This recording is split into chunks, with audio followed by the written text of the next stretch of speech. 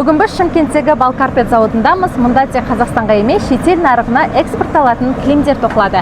Бір қызығы, өндіріске қажетті негізгі шикізат Атыраудағы KPI зауыты шығаратын полипропилен. Аумағы 6-5 гектарды құрайтын кәсіпорын 2013 жылы ашылған. Кілемдер ішкі нарықта сатылып қана қоймай, Монғолия, Ресей, Өзбекстан, Тәжікстан және Қытайға экспортталады. Бұрын полипропилен жіптер шетелден әкелінсе, 2018 жылы фабриканың өз цехы іске қосылған. Қазір өндіріс процесі толық автоматтандырылған. Полипропилен түйіршіктері 235 градус температурада балқытылып, одан жіптер дайындалады. Кейін одан кілем тоқылады. Кәсіпорынның жылдық өндірістік қуаты 6 миллион шаршы метр өнімге жеткен. KPI ашылғалы, біз KPI мен өте тығыз қарым-қатынастамыз. Оларда бізге керекті сапада полипропиленді шығарып өндіреді, сатып аламыз дегендей. Және ең бірінші ыңғайлығы қазір Шымкентте KPI-дің өздерінің қоймалары бар. Біз сол қоймадан керек кезде, керек мөлшерде кілем полипропилен сатып ала береміз.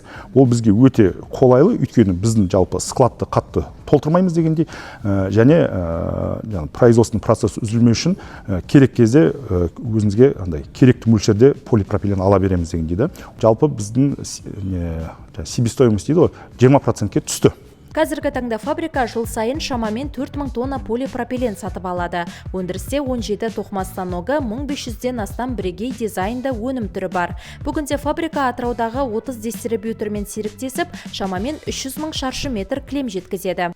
Енді Атырауда өзіңіз білетіндей, уақытта мысалы әр елді мекенде, қалада әртүрлі нелерде, мысалы абстракцияда бар, бізде енді осы жақта көріп отырғанымыздай, абстрактный кілемдерде бар, мысалы одан бөлек этно дейді. Қазір енді өздеріңіз білесіздер, көбінесе мынандай этноға жалпы осындай қазақи ою өрнектермен, сондай нелермен сұраныста өте көп. Және соған қарай дизайнерларды, түстерді таңдап, сол клиенттермен ақылдасамыз. Егер олар ақылдаса, біз соған қарай уже клиент шығарып сатамыз дегендей. Бүгінде фабрикада 600-ге жуық адам тұрақты жұмыспен қамтылған. Кәсіпорын алдағы уақытта өндіріс көлемін ұлғайтып, қуаттылықты арттыруды жоспарлап отыр.